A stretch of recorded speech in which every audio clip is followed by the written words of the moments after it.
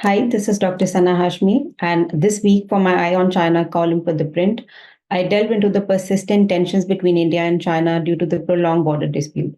So, the tensions began to escalate in 2020 after the Galwan violent clashes, and now, even after 4 years, the India China relationship are still in a fragile mode where complete rapprochement seems unlikely for now. So, both India and China have very divergent views on the dispute as well as tensions with the two sides putting the blame on another. And recently, a Chinese of Defense spokesperson in a press briefing accused India for not separating the dispute from other aspects of the relationship. And we witnessed a sense of wolf warrior diplomacy there, given he also called India unwise and inappropriate because of its stand on the dispute. So, what the Defense Ministry spokesperson said is not something that's new. This has been a long-standing narrative that China has been pushing for decades. But the only difference now is that India is responding differently to the dispute as well as to the standoffs. However, India has also now chosen to prioritize the resolution of the differences meaningfully. And this is something that we are seeing particularly since the 2020 Galwan clashes. Now, Indian ministers and officials have admitted number of times that China has violated the agreements and confidence building measures that have been signed over the decade. And there is, I think, both within the government as well as among the people, there is this growing sentiment that this is just not about the differing perception of the line of actual control. It is the differences, and what China has been doing with India is also increasingly perceived as something that China aims to prolong the conflict for its own strategic advantages and interests. This is primarily to apply pressure on India and keeping India preoccupied with the boundary dispute. And also, this is very evident because it is in China's interest to keep the dispute alive. For decades, China has perceived India as somewhat inferior, and this is primarily due to the economic and military gap that China and India has. And China has not really seen India as a country with its own agency. And one of the narratives that we see that is coming out of China is that it mostly views India as a pawn in this wider US-China rivalry, that US is actually using India to counterbalance China, and India doesn't really have its own agency. India doesn't really have its own interest in dealing with China. So this is primarily a wider US objective. So I think what China has been grappling with is that the growing prominence of India is something that is very much there, and this is something that China has not been able to understand properly. And there are a number of reasons that makes it vital, including this for China to use the boundary dispute as a strategic tool, as a weapon against India. But if you look at China's approach and stance towards India, this has also changed in the past couple of months. It's just not that India's policy has changed, but China has also changed. If we compare China's approach towards India, specifically after the Doklam standoff, now to the approach that China has been employing after the Galwan clashes, there is a total contrast in how China responded then and how China is responding now. So, in the aftermath of the Doklam standoff, when India also joined the revived quadrilateral dialogue, abbreviated as Quad, in 2017-18, China extended a temporary olive branch, and that also resulted in two informal summits between Modi and Xi Jinping. But post Galwan, there is no evident sign of such gestures from the Chinese side, and also there is no sign of China's uh, interest or attempt in resolving the differences meaningfully.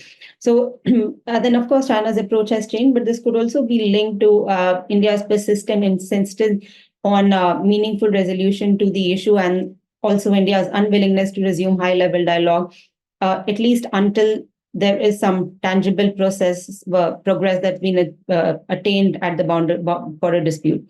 So if we quickly look into the perception about India in China, on Chinese media, among the strategic community, there is a wide range discussion about how India is perceived. And it also ranges from admiration to also talking about India in a very derogatory way. For instance, there is still a lot of denial regarding India's changing position in the global landscape. There is a belief that India is just trying to be like China or trying to imitate China how it was during the Cold War period, and when China played a significant role in the US and USSR rivalry. So there is this kind of comparison that this is what India has also been trying to do with respect to a US-China rivalry. Then another belief also demonstrates that the US-India relationship is only based on the common interest of counterbalancing China. And I feel that there is a glaring failure to understand what India and its interests are from the Chinese side. But there are also some positive views about India, specifically within the strategic community. There are some scholars who are trying to also provide a very balanced and realistic perspective on India. In fact, one scholar who was from Fudan University, he actually called India a very strong and transformed country and also urged the Chinese government to understand India better. But this is, of course, a minority view. This is something that we do not really hear a lot from the Chinese side. But then there is another perspective of India, and there is a lot of resentment in China among Chinese, specifically Weibo user, and which is about India's strict scrutinizing of Chinese investment. And there is this view that this is actually happening because India is linking Chinese investment and economic interest with the geopolitical considerations.